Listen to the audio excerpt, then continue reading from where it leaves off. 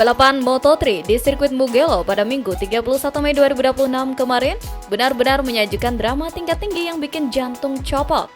Fokus utama jelas tertuju pada rider muda kebanggaan Indonesia, Veda Ega Pratama. Memang, kalau cuma melihat papan skor finish di posisi ke-8, mungkin terasa biasa aja. Tapi, buat yang nonton jalannya laga, P8 malam itu adalah perjuangan luar biasa dari seorang talenta yang dipaksa melampaui keterbatasan mekanis. Mugello terkenal kejam dengan trek lurus sepanjang 1 km lebih, tempat di mana top speed adalah segalanya. Di atas kertas, motor Honda tunggangan Veda kalah segalanya dari dominasi KTM dan CF Moto. Namun, Veda menolak menyerah. Kekurangan motornya justru ia tutupi dengan aksi tikungan yang super agresif. Sektor teknis Casanova, Savelli, hingga Arabiata diubah Veda menjadi panggung late braking yang berani, memaksanya bertarung habis-habisan secara well-to-well. Akibat terus dipaksa menutup celah di tikungan, ban belakang motor Veda mulai kehilangan cengkraman di lap-lap akhir. Setiap kali keluar menuju trek lurus utama, posisi yang sudah susah payah direbut kembali hilang akibat kalah slipstream. Veda akhirnya harus puas menyentuh garis finish di urutan ke-8 dalam balapan yang sangat menguras fisik dan emosi ini. Namun, momen paling magis justru tersaji di dalam pedok. Begitu balapan usai, suasana garasi Honda Tim Asia seketika berubah penuh haru. Sang manajer tim Hiroshi Aoyama dilaporkan sangat tersentuh melihat perjuangan mati-matian anak asuhnya tersebut.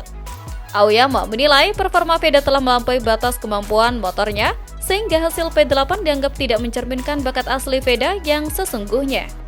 Meskipun Veda mengakui akhir pekan itu berjalan sulit karena belum menemukan setelan motor terbaik, tambahan poin ini menjadi modal mental yang sangat berharga menuju seri berikutnya.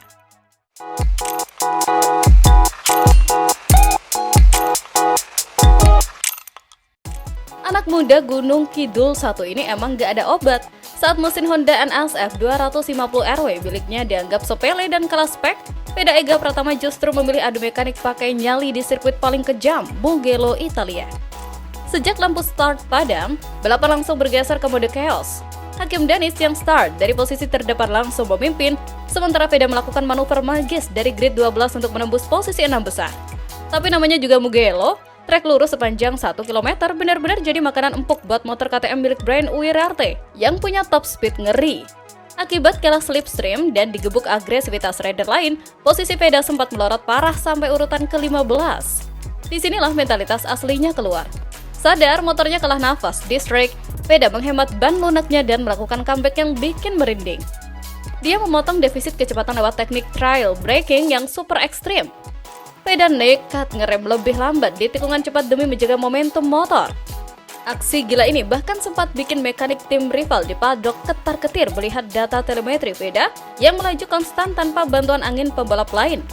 3 lap tersisa, Veda sukses merangkak naik ke posisi 4 dan terlibat well-to-well battle yang sengit melawan Danis. Sayangnya, keterbatasan performa mesin Honda memukul balik di lap terakhir, memaksa Veda harus realistis finish di posisi ke-8, sementara Uriarte keluar sebagai pemenang disusul Danis di podium ketiga. Meski gagal naik podium karena faktor mesin, performa Veda di seri ke-7 Moto3 2026 ini sukses mengirim pesan keras ke seluruh dunia. Di era balapan modern yang didikte oleh data dan kecanggihan komputer, insting ketenangan serta keberanian seorang pembalap di atas lintasan terbukti masih belum bisa digantikan oleh teknologi.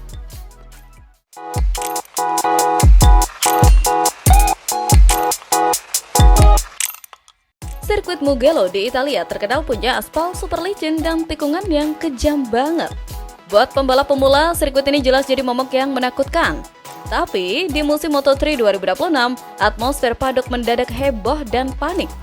Semua mata tertuju pada satu nama yang lagi naik daun di atas motor Honda NSF 250RW, Veda Ega Pratama.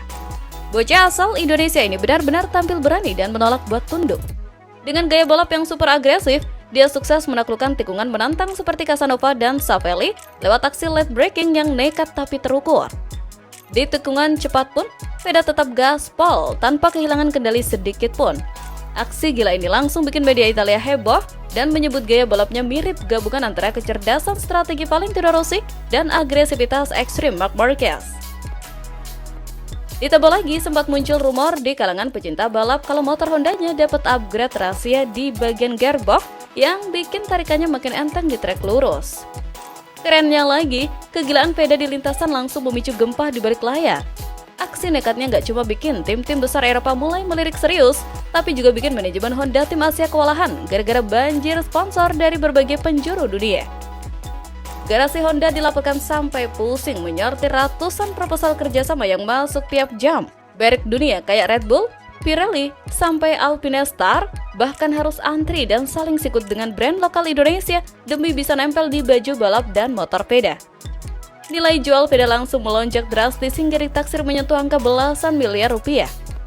Angka yang tergolong gak masuk akal buat seorang pebalap debutan. Veda mendadak jadi papan iklan berjalan paling dicari di musim 2026 karena punya basis fans Asia Tenggara yang sangat militan. Pihak Honda pun akhirnya harus membatasi aktivitas media Veda biar fokus balapannya gak keganggu sama urusan bisnis yang makin liar. Di atas aspal Mugello, Veda membuktikan kalau talenta lokal Indonesia bisa bikin gempar dunia balap internasional.